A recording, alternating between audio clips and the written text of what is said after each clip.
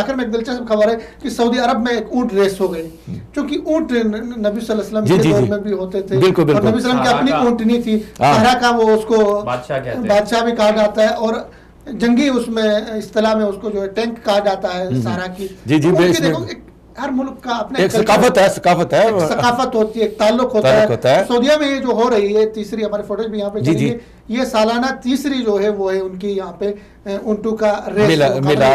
वलियाहत Bahrain भी चले आए इसमें, वलियाहत जो है इमारात भी यहाँ पे थे, और खादिमुल हरमैन शरीफैन शाह सलमान भी इस प्रोग्राम में मौजूद थे। और इसको एक तरह का मुकाबले हुस्न कहा जाता है ऊँटों का, किसका ऊँट ज्यादा खूबसूरत होगा, किसका ऊँट ज्यादा चलेगा। तो ये उनका कल्चर है, इस पर क्या कहेंगे? मैं तो मजे की बात बताऊँ, मैं ये अभी की नहीं वाक़या 1981 की बात बता रहा हूँ, आज से 38 साल पहले का वाक़या बता रहा हूँ।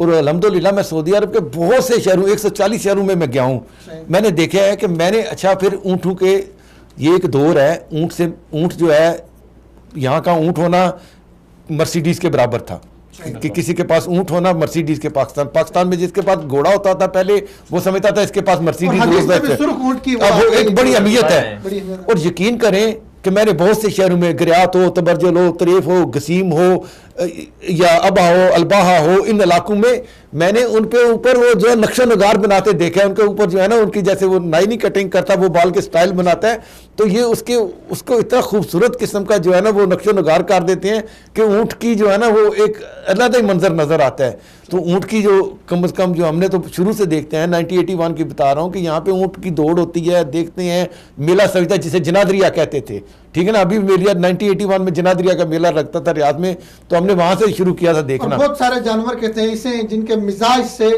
आप बहुत कुछ सीख सकते हैं। जी बिल्कुल, दुनिया पे इस पे बहुत काम हो रहा है, बहुत हकीक है।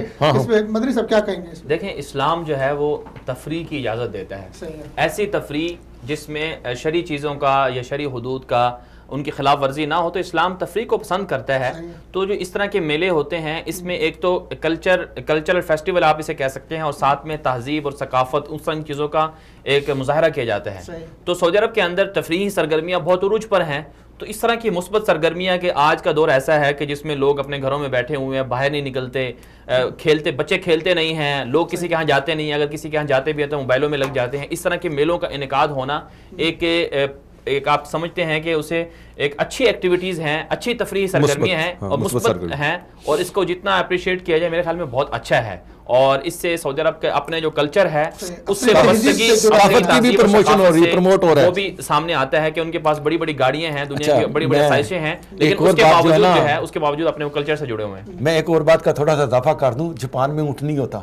अच्छा, तो मैं एक दफ़ा मुलाकात हुई मेरी जापानी से, और नहीं मैं वो बता रहा हूँ, ऊँट की जो है ना, ऊँट में जापानी, वो यकीन करो वो जापानी था, उसने ऊँट की इतनी तस्वीरें ली। वो मेरे साथ वहाँ पे एक पेट्रोकेमिकल कंपनी बन रही थी यम्बो में, जो पेट्रोलियम कंपनी बनाई थी, तो उसमें देखा, उसने कहा यार ये ऊँट उसके लिए कितनी वो अहम चीज़ थी। उसने तस्वीरें लेके, मैंने कहा ये क्यों तस्वीरें बना रहे हो? कहते हमारे मुल्क में ऊँट नहीं होता।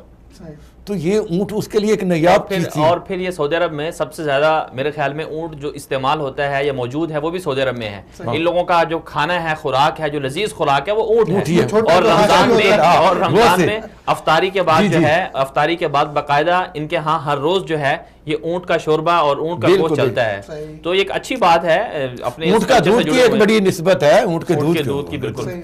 हाँ, ऊँट के दूध के पीने के लिए तो लोग कहाँ से लेके आते हैं, उसकी बड़ी शिफा की बातें हैं। तो बहरहाल अपने कल्चर सकाफत को महफूज रखना चाहिए हर मुल्क का। पाकिस्तान में हमारी असल चीजें उनसे जुड़ा रहना चाहिए, क्योंकि जितनी जिद्दत आती जाती है, जदीदियत आती जाती है, तो पुराना जो हुस्न होता है, सकाफत के हुस्न होता है, उससे रिश्ते वाबस्ता होते हैं, उससे अच्छी जो ताल्लुकात आपस में जुड़ जाते हैं, बहुत सारी चीज़ें होती हैं बेशक तो वो सारी ख़त्म हो जाती है, क्योंकि जिद्दत आ गई जी, वो मशीनों की हुकूमत आ गई, वो मोहब्बतें, वो खुलूस सारा ख़त्म हो जाता है। आप दोनों का बहुत शुक्रिया, आपने